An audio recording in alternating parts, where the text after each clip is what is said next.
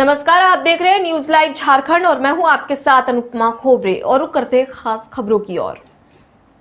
बसारगढ़ के स्वर्गीय ठाकुर एनीनाथ शाहदेव की धरोहर में दबंगों ने कब्जा जमाया है। साथ ही जमीन में लगाए गए पारंपरिक पत्थरों की स्तंभ को उखाड़कर गायब किया और बोर्ड को तोड़ दिया गया है। इस संबंध में स्वर्गीय ठाकुर एनीनाथ शाहदेव के परिजनों ने तुपुदाना ओपी में लिखित आवेदन दे, लेकिन आवेदन पाने के घंटों बीतने के बावजूद थाने ने इस पर कोई एक्शन नहीं लिया है। बहरहाल यहां तंबू लगाकर रहने वालों की तादाद बढ़ने लगी है। दो पक्षों के बीच उत्पन्न जमीनी विवाद अब रंग रंजिश में तब्दील होने की गुंजाइश मालूम पड़ती है। थाने में दिए गए आवेदन में परिजनों ने कहा है कि स्वर्गीय ठाकुर एनीनाथ शाहदेव ने ही सबसे पहले बसारगढ़ में, बाद में धुरवा में जगन्नाथपुर मंदिर का निर्माण करवाया था। रातू महाराज ने सालों पहले उक्त जमीन को एनीनाथ शाहदेव के नाम कर दी थी।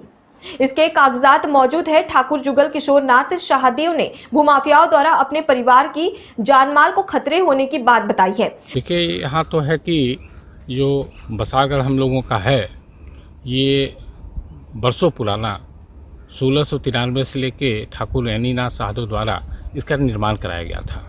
और तब से हमारे पूर्वज जो हैं यहाँ हर जगह पर अपने शांतिपूर्वक दखल कब्जा पर रहे हैं। आज भी हम लोग शांतिपूर्वक दखल पर हैं और हम समझते हैं कि कभी इस तरह का परेशानी मेरे साथ नहीं आया होगा। कल अचानक क्या हुआ कि ये बगल में आप देख रहे हो, मेरे पीछे में जो प्लाट है, वहाँ पर एक हमारे पूर्वज के समय से ही 1693 से ही एक पत्थर, ऐतिहासिक पत्थर जो मेरा था, उसको कल कुछ लोगों ने, मैंने कल रात में हो, उसको गायब कर दिया। क्या पत्थर था? वो एक हमारा पूजा स्थल वाला पत्थर था। उसमें बैसाख पूजा के लिए वो पत्थर हमारे पूर्वज वहाँ लगाए हुए थे और उस पर एक बोर्ड भी लगी हुई थी जिसमें साफ उसमें लिखा हुआ था कि ये बसारगढ़ ठाकुर साहब के द्वारा इसमें बैसाख पूजा किया जाता। मतलब है कि इस खाते प्लॉट में हमारे पूर्वज जो हैं हमेशा पूजा वूजा करते आ रहे हैं, जिसके चिन्ह रूप से वो पत्थर वहाँ गाड़ा गया था। और हमने बोर्ड में गायब किया। और हम कल जब सुबह हमें जानकारी मिला तो हम इस अपने प्लॉट में आए तो देखे कुछ लोग वहाँ खड़े थे।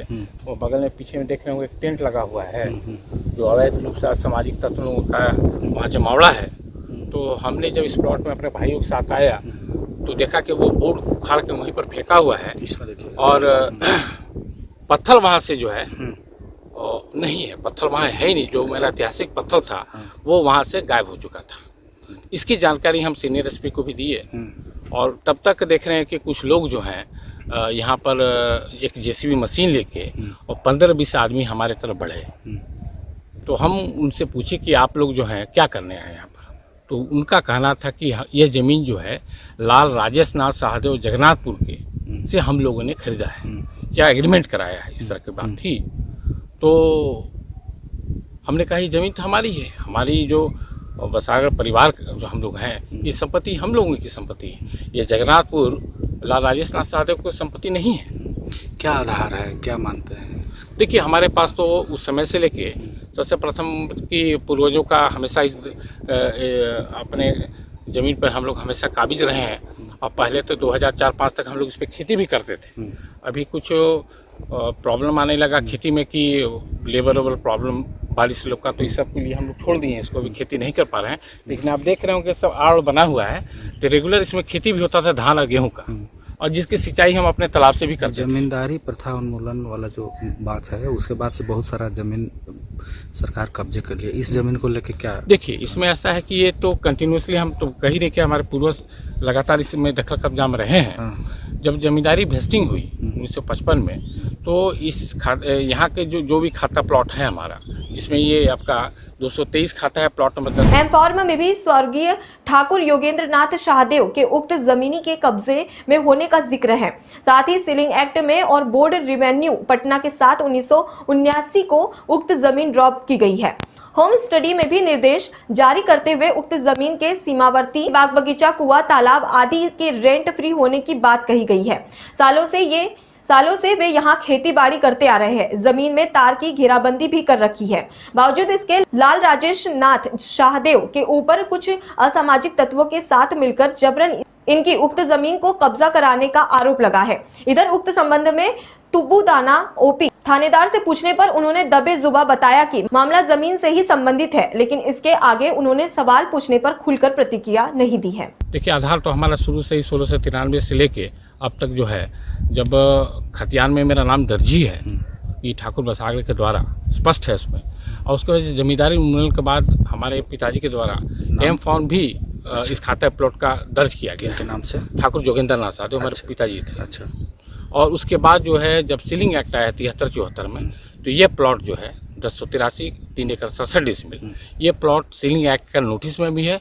बाद में वो सीलिंग एक्ट जो है बोर्ड ऑफ रेवेन्यू पटना से रिमांड होकर 79 में मेरे पक्ष में डिस्पोज ऑफ हुआ, वो कागजात भी है मेरे पास। ऑनलाइन में अभी भी देखा जाएगा तो ये खाता जो है 223 प्लॉट नंबर 1083 कुल रकबा 3 एकड़ 67 डिसमिल ऑनलाइन भी ये मेरे नाम से दर्ज दिखाया जा रहा है।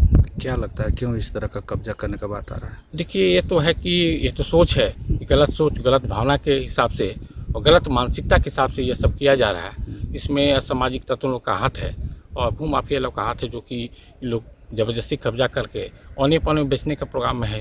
अभी तो देखिए, अभी लोग हैं बाहर के, हम तो किसी को पहचानते नहीं हैं, गुलाल राजेश नाथ सहदेव का नाम लिया जा रहा है। तो ये जो है सो सुन रहे हैं कि कुछ असामाजिक तत्व का यहाँ पर जमावड़ा किए हुए हैं, तो जान माल पर भी हमारा खतरा है। मेरे परिवार के लोग भी यहाँ पर रहते हैं और बगल में अगल बगल में बहुत सारे लोग भी यहाँ पर आपका बसे हुए हैं, सबके परिवार हैं।